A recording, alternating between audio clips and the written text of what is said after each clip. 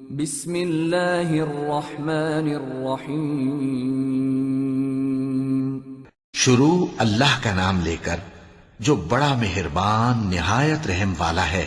سب تعریف اللہ ہی کو ہے جس نے اپنے محبوب بندے محمد صلی اللہ علیہ وآلہ وسلم پر یہ کتاب نازل کی اور اس میں کسی طرح کی کجی اور پیچیدگی نہ رکھی، بلکہ سیدھی اور سلیس اتاری تاکہ لوگوں کو عذاب سخت سے جو اس کی طرف سے آنے والا ہے ڈرائے، اور مومنوں کو جو نیک عمل کرتے ہیں خوشخبری سنائے کہ ان کے لیے ان کے کاموں کا نیک بدلہ یعنی بہشت ہے جس میں وہ ہمیشہ رہیں گے، اور ان لوگوں کو بھی ڈرائے جو کہتے ہیں کہ اللہ نے کسی کو بیٹا بنا لیا ہے۔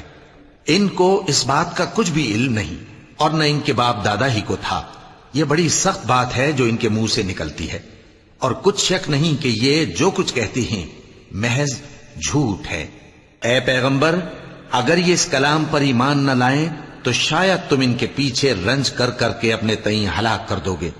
جو چیز زمین پر ہے ہم نے اس کو زمین کے لیے زینت بنایا ہے تاکہ لوگوں کی آزمائش کریں کہ ان میں کون اچھے عمل کرنے والا ہے، اور جو چیز زمین پر ہے ہم اس کو نابود کر کے بنجر میدان کر دیں گے۔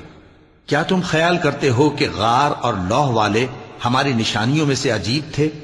جب وہ نوجوان غار میں جا رہے تو کہنے لگے کہ اے ہمارے پروردگار، ہم پر اپنے ہاں سے رحمت نازل فرما اور ہمارے کام میں درستی کے سامان مہیا کر۔ تو ہم نے غار میں کئی سال تک ان کے کانوں پر نیند کا پردہ ڈالے رکھا، یعنی ان کو سلائے رکھا، پھر ان کو جگا اٹھایا تاکہ معلوم کریں کہ جتنی مدت وہ غار میں رہے دونوں جماعتوں میں سے اس کی مقدار کس کو خوب یاد ہے۔ ہم ان کے حالات تم سے صحیح صحیح بیان کرتے ہیں۔ وہ کئی نوجوان تھے جو اپنے پروردگار پر ایمان لائے تھے، اور ہم نے ان کو اور زیادہ ہدایت دی تھی، اور ان کے دلوں کو مربوط یعنی مضبوط کر دیا۔ جب وہ اٹھ کھڑے ہوئے تو کہنے لگے کہ ہمارا پروردگار آسمانوں اور زمین کا مالک ہے، ہم اس کے سوا کسی کو معبود سمجھ کر نہ پکاریں گے۔ اگر ایسا کیا تو اس وقت ہم نے بے عقلی کی بات کی۔ ان ہماری قوم کے لوگوں نے اس کے سوا اور معبود بنا رکھے ہیں، بھلا یہ ان کے معبود ہونے پر کوئی کھلی دلیل کیوں نہیں لاتے؟ تو اس سے زیادہ کون ظالم ہے جو اللہ پر جھوٹ باندھے؟ اور جب تم نے ان مشرکوں سے اور جن کی یہ اللہ کے سوا عبادت کرتے ہیں ان سے کنارہ کر لیا ہے تو غار میں چل رہو، تمہارا پروردگار تمہارے لیے اپنی رحمت وسیع کر دے گا اور تمہارے کاموں میں آسانی کے سامان مہیا کرے گا۔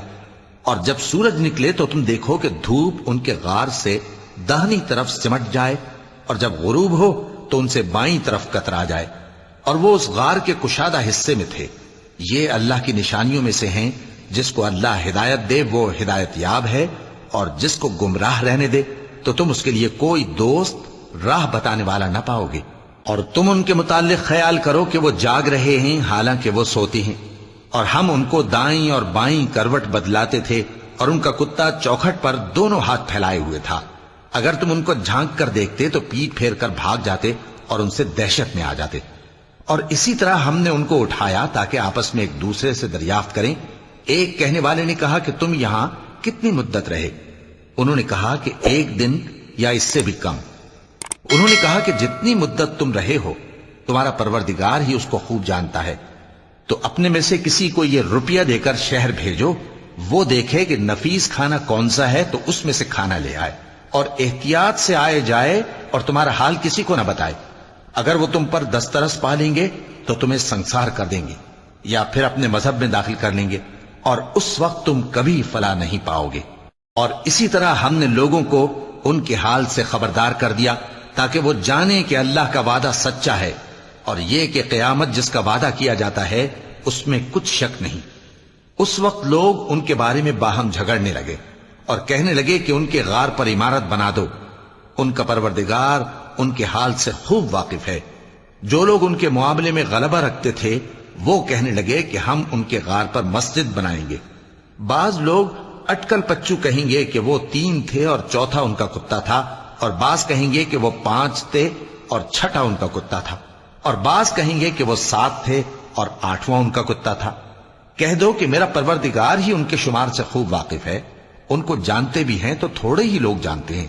تو تم ان کے معاملے میں بحث نہ کرنا مگر سرسری سی بحث، اور نہ ان کے بارے میں ان میں سے کسی سے کچھ دریافت ہی کرنا۔ اور کسی کام کی نسبت نہ کہنا کہ میں اسے کل کر دوں گا، مگر انشاءاللہ کہہ کر، یعنی اگر اللہ چاہے تو کر دوں گا۔ اور جب اللہ کا نام لینا بھول جاؤ تو یاد آنے پر لے لو، اور کہہ دو کہ امید ہے کہ میرا پروردگار مجھے اس سے بھی زیادہ ہدایت کی باتیں بتائے۔